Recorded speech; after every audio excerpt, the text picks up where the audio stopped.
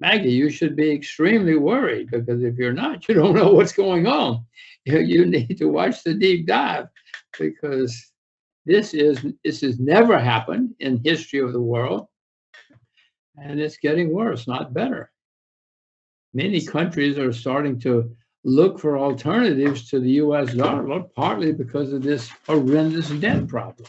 The obvious alternative would be the Chinese currency, but the renminbi is not convertible, not completely convertible yet. So you can't have a world's major currency that's not convertible.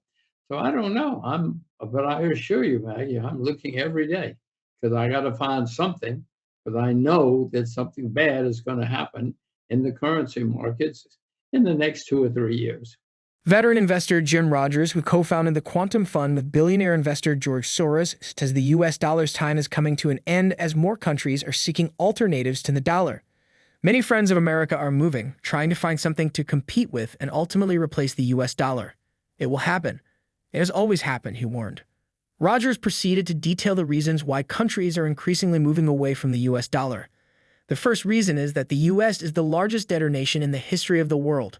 Many people are starting to say, wait a minute, I don't know if we want to use that money, because it will have a problem someday, he said.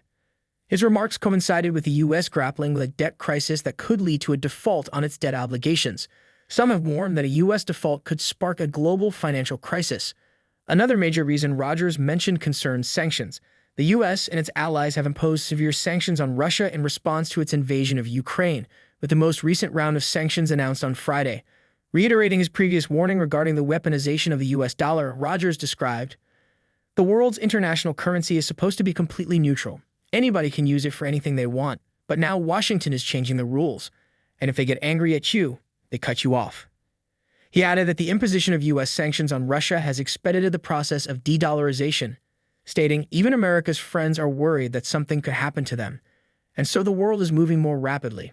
Let us now get into the video. Don't hesitate to hit the like button, subscribe, and drop your comments as you watch. All the markets, property markets, stock markets, bond markets, currency markets, everything. Because, Maggie, you're not old enough to remember, but in 1980 or 1979, when we had our last huge inflationary spiral, interest rates on short-term government treasury bills, interest rates on treasury bills were over 21%.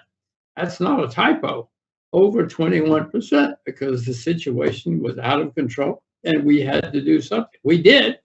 It killed inflation, but it wasn't a lot of fun for a lot of people. If you have interest rates going higher and higher and higher, that's a given. But I don't know how high they have to go to kill inflation this time around. There's been staggering amounts of money printing in the last few years. Nothing is, the world has never seen the debt and the spending and the money printing like in the last few years. So something is going to have to be very, very ruinous to solve this problem this time. I have no idea how high. Watch the deep dive. But it's going to be a big, big, big problem before this is over. You're going to have financial markets collapse. Maggie, it's been a long time since we had a big, big, serious bear market in the world. In fact, in the US, it's been the longest in recorded history. So, no, we're going to have some big problems before this is over. But I remind you, we've always had periodic bear markets. It's not as though this has never happened before. Bear markets, when they come, nearly everything, nearly all assets go down a lot. So if you don't know how to sell short, everybody should learn how to sell short and or should learn how to put their money in cash. But Maggie, when I say cash, wet cash, US dollars, euro, wet cash, because you could be ruined if you have your money in the wrong cash. So you have to learn about cash and or selling short in order to survive what's coming with the bear market. But again, this is basic freshman economics, freshman stock market economics. That's how you survive. I hope I'm smart enough to sell short when the time comes. I hope I'm smart enough to sell short the right things. But that's fine. That's great. Wonderful. Hooray. But then what do? You got to cover those shorts somewhere along the line. And then where do you put your money?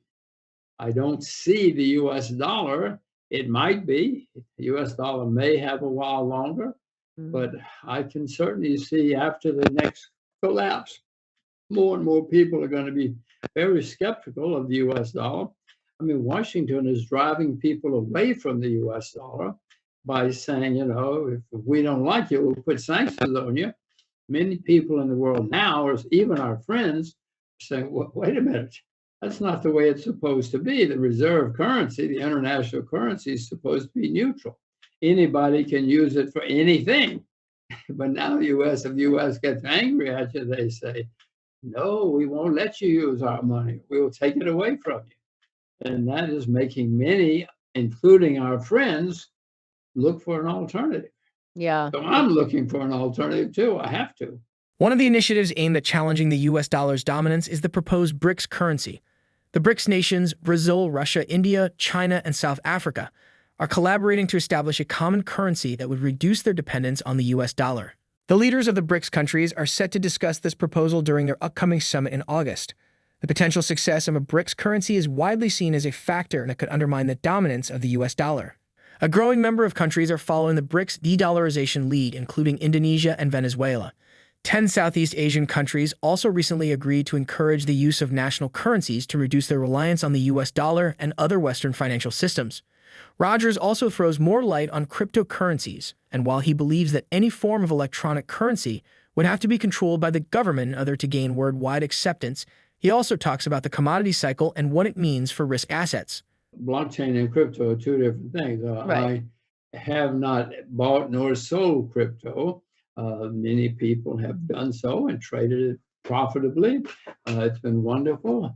But as far as the currency concerned, I don't, and then many countries are working on electronic currency, cryptocurrency, call it computer money, call it what you will. And we're going to have it. The world's going to have it eventually.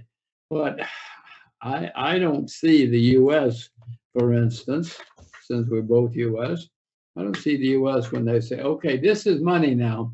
I don't see Washington saying, but if you want to use that money over there, you use that money over there. We don't care. That's fine with us. That's not the way bureaucrats and governments think and work.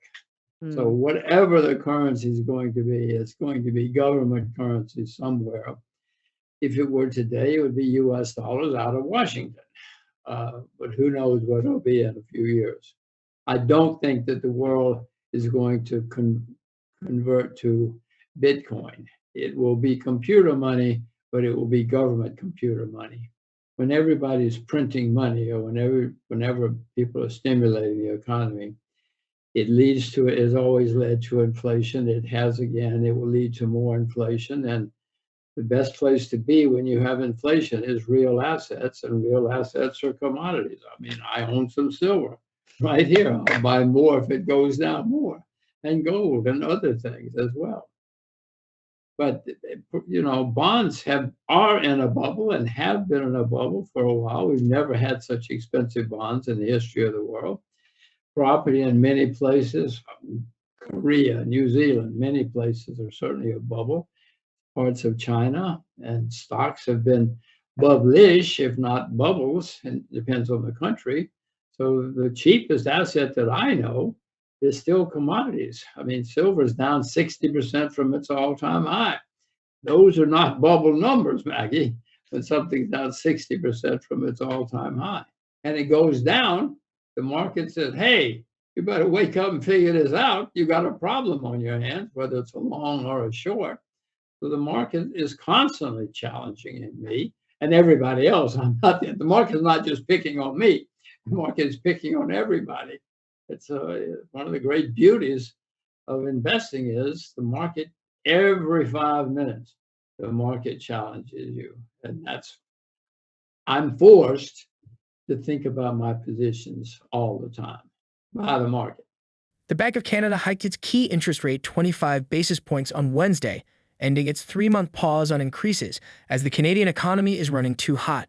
Official trade data released Wednesday added to the concerns around the post-pandemic recovery in the world's second biggest economy, which had weighed on global markets. China's exports slumped 7.5% from a year ago in May, compared with economists' expectations for a 0.4% decline. Weaker global trade is not a new story, but it is surprising how quickly China's reopening boost has faded, with backlogs of work supporting export numbers until now, even as other countries have continued to see demand for their goods wane. Craig Earlham, senior market analyst at Awanda, wrote in a note Wednesday. With China's reopening boom flagging so quickly, pressure is set to intensify on the leadership to announce new stimulus measures in a bid to revitalize the economy again, the analyst added. While the OECD lifted its global 2023 growth forecast slightly to 2.7% in its latest economic outlook Wednesday, the group identified potential drags on future recovery as inflation persists and interest rate hikes weigh on the economy. Separately, on the housing front, mortgage applications for home purchase nearly hit a 30-year low in May as a renewed rise in mortgage rates weakened demand, the Mortgage Bankers Association reported Wednesday. Elsewhere, the Securities and Exchange Commission's stepped-up crackdown remained in focus for investors after the regulator brought lawsuits against top cryptocurrency exchanges Coinbase and Binance. Bitcoin's price was trading below $27,000 Wednesday. Do you agree with Jim Rogers' forecast on the currency market? We would like to know your opinions in the comment section below. Also remember to give us a like, subscribe, and turn on notifications. Thanks for watching.